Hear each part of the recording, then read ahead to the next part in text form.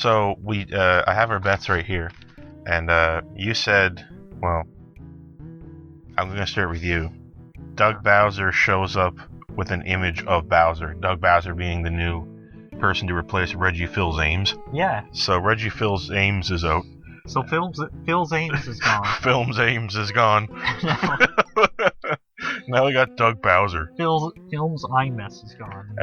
Do you seriously think that his name didn't play a factor? It had to have. Fils-Ames? No, Doug Bowser's. Well, yeah. Had to have played a factor. It must have. How could that not play a factor? Like they must have thought well, the fate of our American branch is gonna rest on this choice. Yeah. If we pick Bowser, we can do a cute little bit at E3. Yeah. So, alright, it's decided. Yeah, at least they didn't pick that Koopa guy. That's more important than anything, yeah. Yeah, he got picked over Doug Koopa. Yeah. So Doug Bowser's in. He's the clear choice. So they had Doug Bowser and they had James Koopa. And Bill Lazardon. And Jeff Perrin. Oh, and Leslie Perrin. Yeah. So anyway, yes. Made the right choice. Doug Bowser did show up with an image of Bowser on screen. You said yes, so you got a point. Yep, as it was exactly as pleasant as it seemed like it would be. Yeah. I went through all of the video I could find from the Nintendo Direct thing, and I could find no Pikmins being thrown. So Pikmin were not thrown, and you said no to that, and you were right. That's 2 points. Mario Maker 2 has a Mario 2 theme. You said no, and you were correct. That's another point. I do think they're going to add some stuff. But not at this E3. But not right now. A slime will be killed. Yes, and you were correct. I found a slime that got killed. A car will be on stage. You said no, and I had to give it to you as correct because you can't actually drive that Lego car. It took me like half an hour of research to figure this out. You can't drive it. Remember the drama when that happened?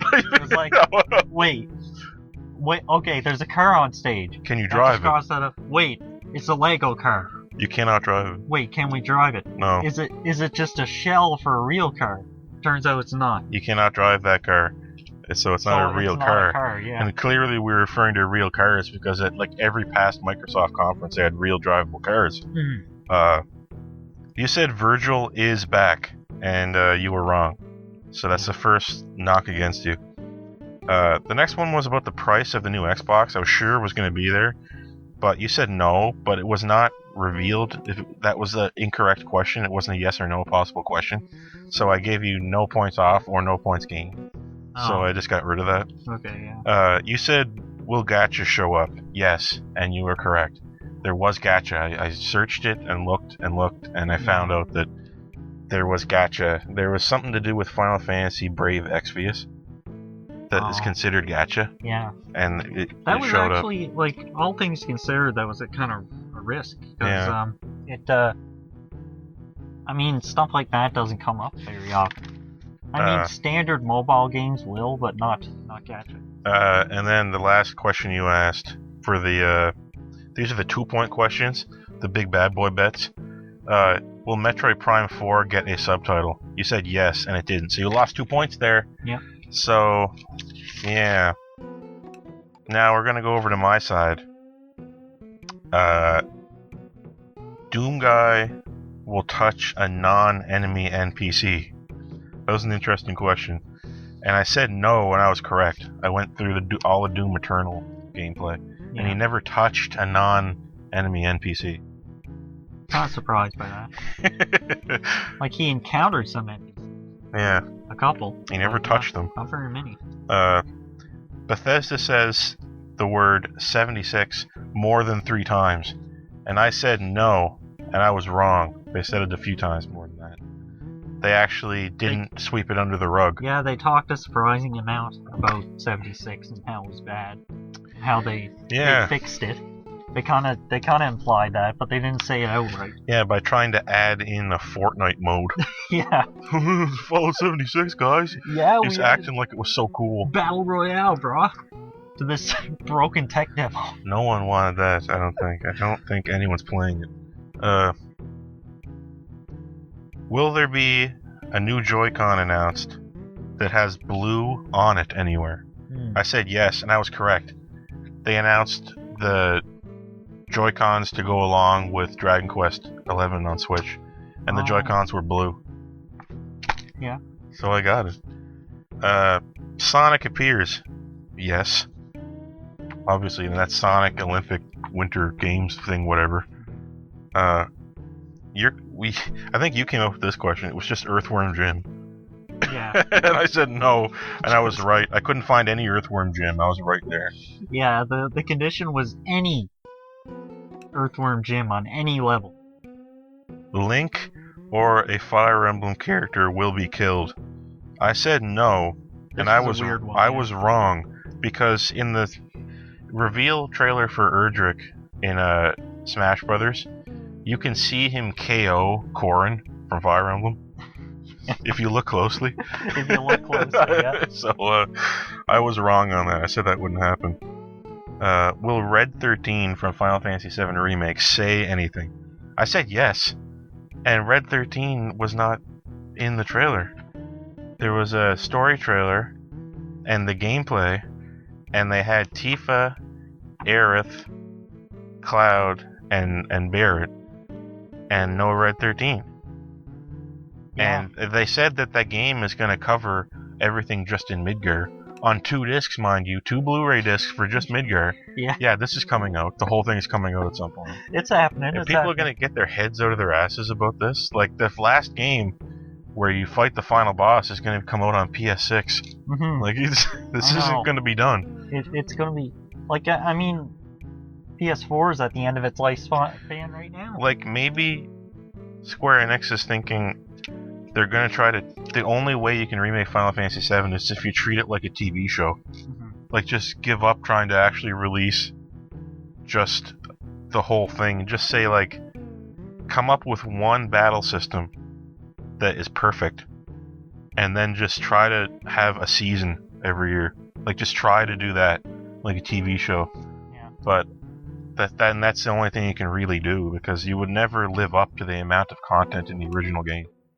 In HD, you can't do that. So they're just hedging their bets on doing as much as they can with each release every few years, which for Square Enix is a huge undertaking because it takes them forever to do anything. Yeah. So they're gonna need radical new thinking to do this. Yeah. Anyway, everything I've seen people say about that game, they say it's amazing. Everyone who's tried it says it's incredible at the remake. For at E3 for Final Fantasy VII Remake, but that's good. The cautious optimism is kind of fading. Yeah, people seem to be pretty stoked on it, actually. Even though it's just Midgar. That's the first town, kind of. You know, it's like it's like the first few hours. Yeah, I'd say it's like maybe... Because it's everything before the world map. It's like the first 5% of Final Fantasy VII. Uh-huh. Like, you realize with the remake, you're not getting... If the first release of the game, you're not getting Cid. Mm-hmm. That's the one that hurts me the most. So he was my favorite character. The guy who smokes and is mean to everyone. Also, this is from a time when, like, CDs were new. And they were literally trying to make games as long as possible, so they could, like, say that this game's on 4 CDs. Yeah. Shit like that. Well, in the original release of Final Fantasy VII, the 3rd disc is pointless, I think. Because if you go to the debug menu, if you unlock the debug shit with game share crap on Final Fantasy VII, all of the content for disc 3 is on disc 2. I'm not sure what... I think the 3 disc thing might just be because of cutscenes. Oh yeah. And was a lot of it. They had like one cutscene that put it over the edge for 3 discs, because almost all the content of disc 3 is on disc 2. Yeah. I found out the bug. Wasn't Legend of Dragoon on 4 discs? Yeah, it's on 4 discs. I remember some being on 4 discs. Legend of Dragoon's on 4 discs. I think Final Fantasy VIII's on 4 discs. Maybe Final Fantasy IX. It's just cutscenes doing that. Because back in those days, if you were smart, you could just have a 3D modeled game, and be really smart with how the assets get reused. Yeah, and you could fit a huge game onto one disc. Yeah, they had a lot of I mean, they were trying to like get as much mileage as they could out of high quality assets. Well, that was the first time in gaming history where people started thinking about how to make cool cutscenes. Yeah. It never really existed before that. I have the N64 port of Resident Evil 2, and apparently that's the largest N64 game file size. Makes sense, yeah. Because it crammed 2 discs onto 2 discs on the PlayStation version onto the N64 cartridge. 2 discs of content. Well, reused assets and clever rearrangement of shit. Right. And but it has all the cutscenes, and they're so compressed. They just compressed these cutscenes down to a postage stamp. Yeah, I know. And then blew it up. It looks horrible. I've seen them. It's interesting just to own that version, but well, how big must it have been? Like 15 megabytes? There's a few cutscenes and a lot of uncompressed music, I assume.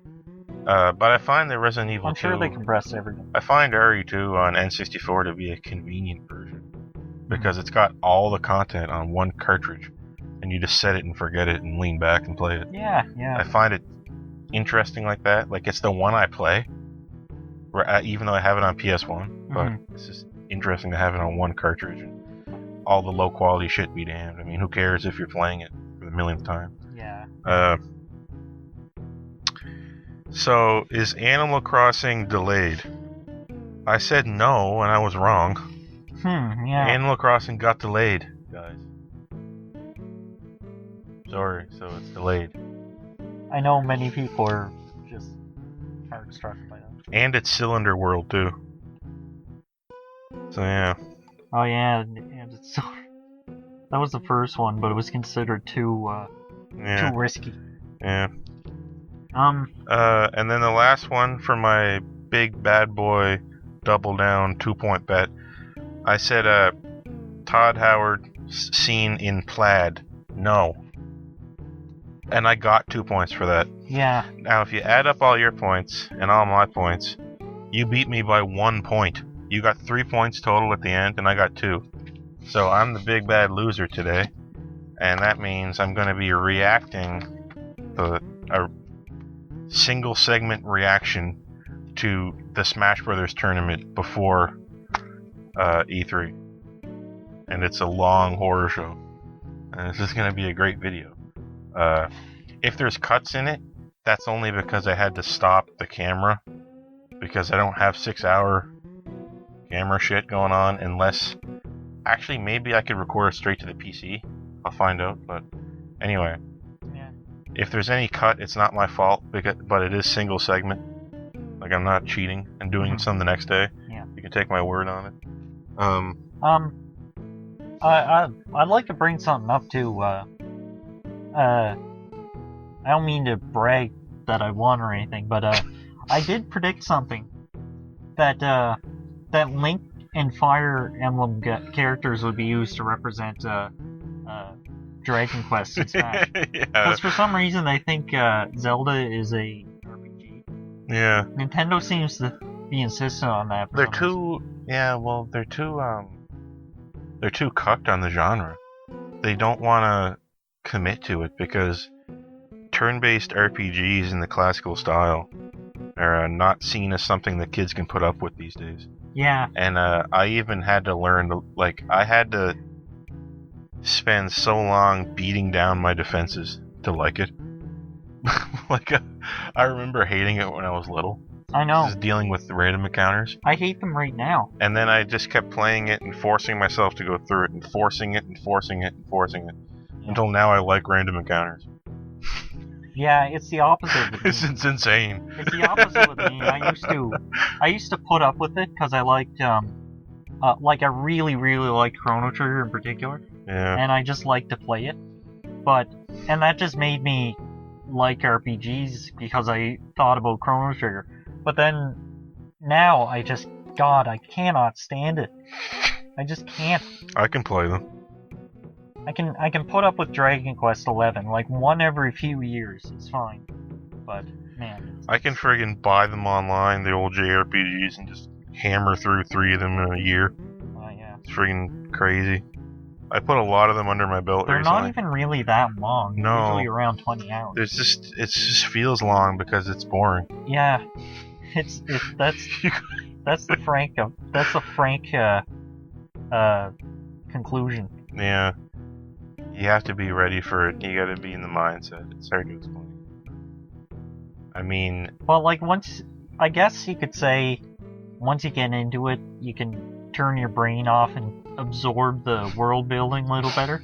And because you're in the zen moment. You're not even describing a true random encounter game with Dragon Quest either, because it has live on-screen enemies that you attack. Yeah, it doesn't have them at all. That's not even in the truest sense. I beat Final Fantasy 2, I think. The one that has like a random encounter every 10 seconds. And they're just you're walking and then you just go on NES. Yeah, you just go straight into it. And anything on NES. Final Fantasy 2 is one of the worst RPGs I've ever played, but I beat it. And it's so boring. And the reason why it's so awful is because you get a random encounter every few steps, and you're in complicated dungeons where you can't tell what way you came from. Oh, yeah. And so when you get out of the battle, you gotta remember what direction you were facing, and shit like that. And Final Fantasy 2 has dungeons with rooms with nothing in it. Just a red herring that you walk into, there's nothing there, and you just get a random encounter. And it's so annoying. Oh. Yeah. But it's also not even really the main problem with me. Just random encounters, turn-based, whatever. It's just leaving the main area to initiate a battle over and over and over and over and over again. It's something that I've gotten sick of over the years. Yeah. It's not even necessary anymore. I just Dragon Quest 11 doesn't even do it. No. You stay in the area you are. It's great. It's just the camera that changes. Yeah, I mean, hey, it shouldn't come back, but I don't mind it anymore. Yeah. But it shouldn't come back. Like Dragon Quest 11 does it pretty good. Except the encounters. I always like on-map encounters that just like won't go after you. They just aren't aggressive at all. It really bugs me. Dragon Quest 11 lets you kind of choose to fight. Yeah. I don't like that. I want to be at risk. Otherwise, there's no reason for enemies to be there. When I beat Dragon Quest 11, but by the end of it, what I was doing was I was running to the next boss, getting destroyed, and then going backwards and grinding. Yeah. And I found it. That's what I'm doing now. I found it good because it let you kind of control how hard it was. So that's kind of different. But they really just let you do what you want in that. Yeah. Anyway, the last time Nintendo even attempted to market an RPG in the classical style like that was Baten, kind of. If you think about it, I was like 17 years ago or something like that. They do have a few RPGs in general that they have under their belt for good now. What would they be? The Xeno whatever series. Yeah, they're kind of. I think that's officially Nintendo now, which makes Shulk like a less unlikely character. Seem like a less unlikely character now. I wonder what the hell people think of when they play Xenoblade on Xenoblade 2 on the Switch, and then they try Xenosaga. Yeah. Oh. The early ones that are and then slow even for RPGs. It's just then their brain is just a red dodgeball in a black warehouse with one spotlight on it, and it just slowly bounces to a halt. When they turn on the first Xenosaga, oh my god, what is this? Yeah. It's even crazier than Xenogears, and it's older. It's even harder to play than that. Yeah. It's so obtuse and crazy. I played the first 2 Xenosaga games, and I don't know what's going on with the plot. I don't know what happens. I can't explain it. It doesn't make any sense. And I think Xenosaga is representative of like the later examples of this antiquated gameplay sort of setup where you gotta pile on the subsystems to make it interesting. I know. Just like it's just nothing but subsystems. I know. It's like trying to play. As far as the eye can see. It's like trying to play solitaire with like 50 decks. It's like on top of each other for no reason. It doesn't make it any more fun, but Yeah. It's no harder. There's just more steps. I know. Yeah. Don't worry, you'll figure it out by the end of the game. Mhm. I figured out Xenosaga by the end of the game. I finally got a grip on it, and it made sense to me. And then it was the last boss game, and then the second game had a different battle system. Yeah. So why did I bother?